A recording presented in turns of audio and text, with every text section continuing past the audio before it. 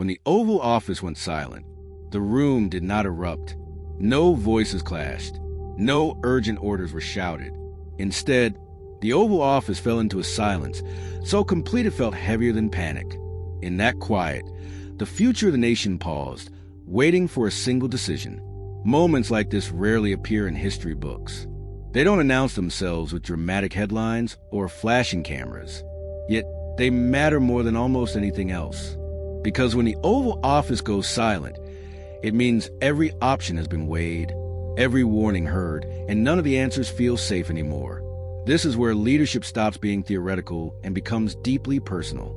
The silence began after a briefing that should have followed a familiar script. Advisors entered the room prepared to present updates, recommendations, and manageable next steps. Instead, the information they laid out revealed something far more troubling. A situation once considered containable had shifted beyond prediction. Timelines no longer aligned, assumptions collapsed, and strategies that had guided weeks of planning suddenly felt obsolete. At first, the president listened without interruption. No clarifying questions, no visible reaction, just stillness. Advisors noticed it immediately. This was not disengagement. It was concentration, the kind that signals a leader has recognized something others have not yet fully grasped. The silence stretched longer than anyone expected, forcing each person in the room to confront the same realization. This decision could not be delegated, delayed, or softened. What made the moment so unsettling was not the presence of danger, but the absence of certainty.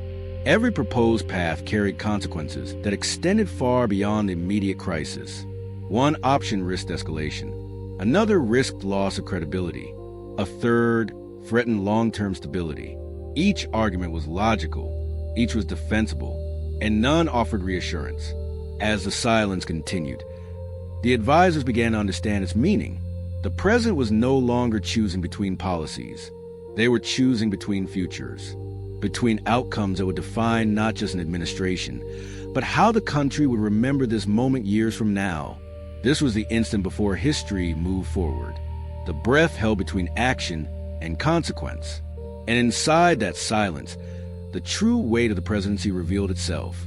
The silence did not break on its own.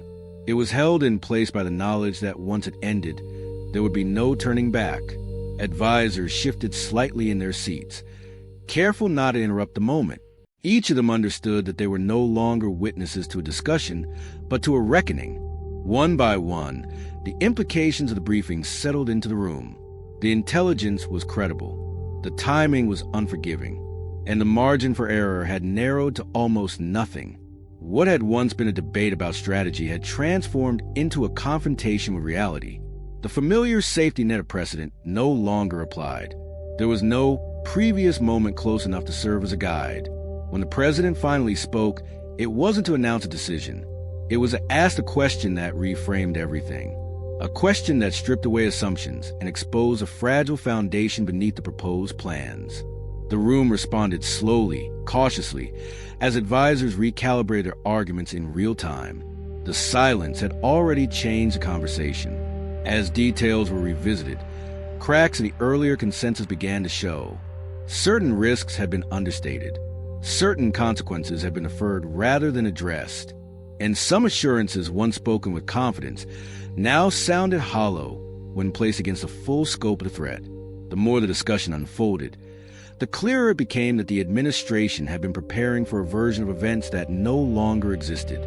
Tension rose not through raised voices, but through restraint.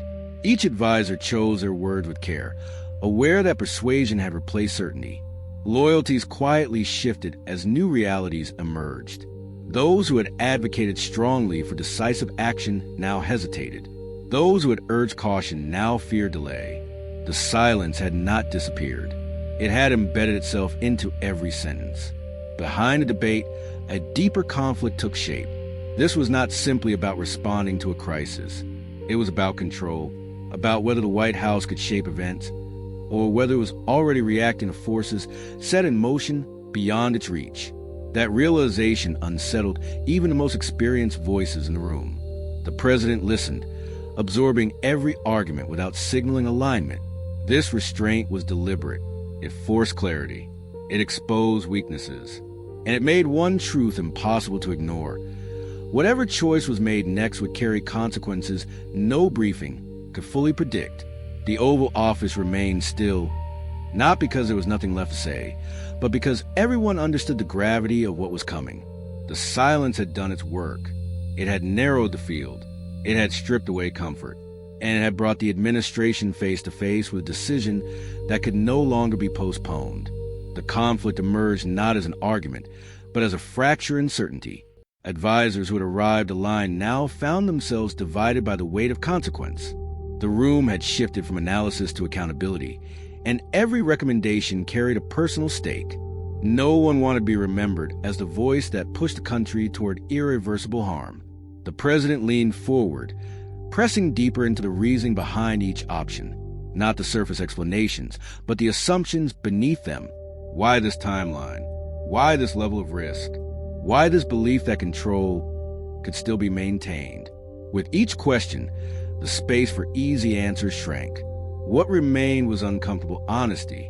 One advisor acknowledged what others had avoided saying aloud. If the White House acted too aggressively, escalation was almost certain. Not theoretical escalation, but immediate and measurable consequences.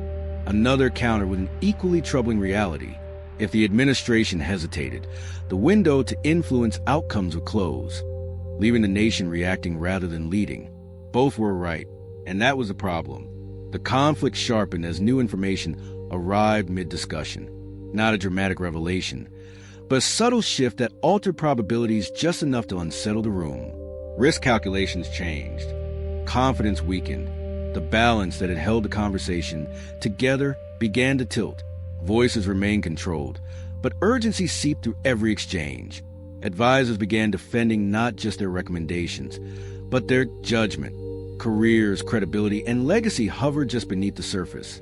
The Oval Office had become a place where authority met vulnerability, and neither held the advantage. The president recognized the moment for what it was. This was not about finding consensus. It was about accepting responsibility. Consensus could dilute accountability. Leadership could not. The longer the debate continued, the clearer it became that no collective solution would remove the burden from a single set of shoulders. Silence returned, different this time. Heavier, sharper, the kind that signals an ending rather than a pause. The conflict had reached its peak, not because the arguments were exhausted, but because the truth had emerged.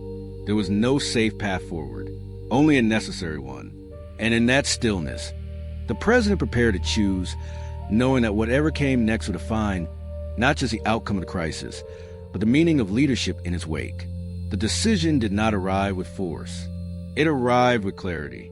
The president spoke quietly, outlining a course that accepted risk rather than pretending it could be eliminated. The room listened, not in relief, but in recognition. This was the path that acknowledged reality instead of resisting it. The choice reframed the crisis immediately. It did not promise control. It promised responsibility. Advisors understood the implications at once. Some felt unease, knowing the consequences could be swift and unforgiving. Others felt resolve, recognizing that delay would have carried its own irreversible cost. There was no applause, no reassurance, only acceptance. Orders followed, precise and deliberate. Communication channels were activated. Contingency plans shifted.